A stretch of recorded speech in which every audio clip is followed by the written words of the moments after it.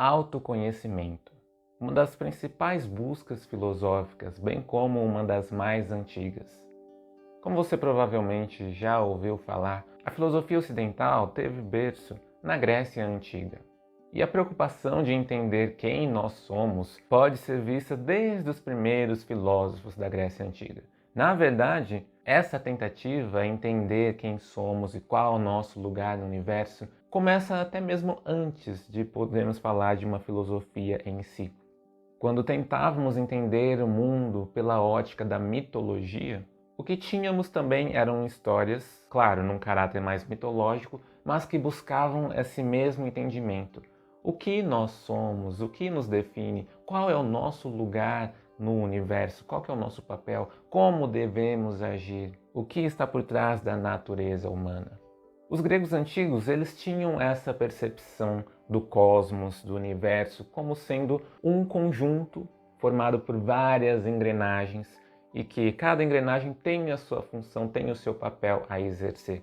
Portanto, cada indivíduo tem em si também o seu papel, a sua função. E seria do interesse tanto do indivíduo quanto do universo o entendimento: qual é o meu papel? Como eu preciso funcionar para que a harmonia do cosmos seja mantida. Então, esse é um típico pensamento, um clássico pensamento que veio da Grécia Antiga. E é um pensamento que vem justamente de encontro a essa noção de autoconhecimento. Porque para eu saber o meu papel, para eu saber como me comportar, para eu saber qual é a forma virtuosa de ser para com o universo, é preciso que eu me conheça, é preciso que eu me conheça tanto enquanto indivíduo quanto enquanto ser humano.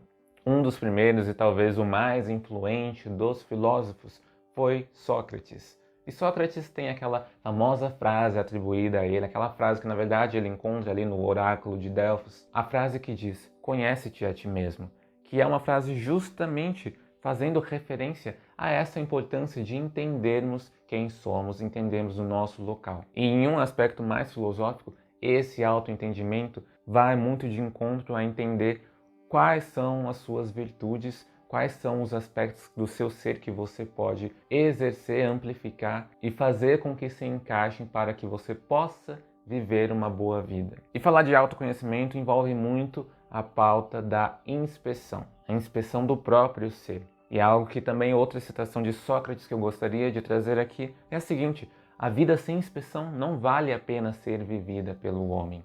Sabe quando Sócrates falou isso? Sócrates disse isso justamente quando ele estava sendo condenado a beber veneno por conta de todo o trabalho que ele tinha feito na vida dele de conversar com as pessoas, entender o conhecimento das pessoas, entender o papel das pessoas na sociedade e dentro do universo da vida em si. O tribunal que estava julgando Sócrates propôs para ele: olha, a gente pode suspender a sua sentença, que era uma sentença de morte, a gente pode suspender isso se você abdicar de todas essas suas ideias, se você abdicar de toda essa perseguição da verdade que você propõe, se você parar de ficar questionando as pessoas, de parar de ficar tentando entender quem somos. Basicamente, estavam falando: olha, para de fazer essa inspecção de si próprio e dos outros e da natureza humana.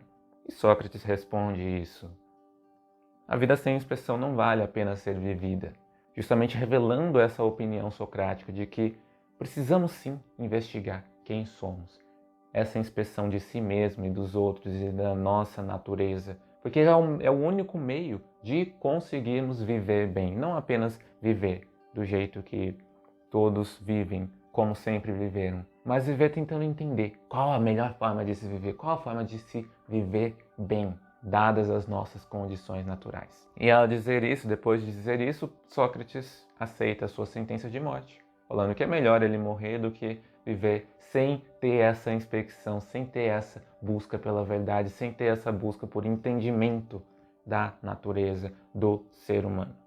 Bom, mas esse é apenas um aspecto mais histórico, filosófico da questão do autoconhecimento. Pois é uma questão que evoluiu com o tempo e persiste, permanece até os dias de hoje. está entre as chamadas grandes questões da humanidade, né? Quem somos, de onde viemos e para onde vamos, que na verdade todas essas três podem sim estar colocadas nessa mesma pauta do autoconhecimento, de conhecer quem nós somos.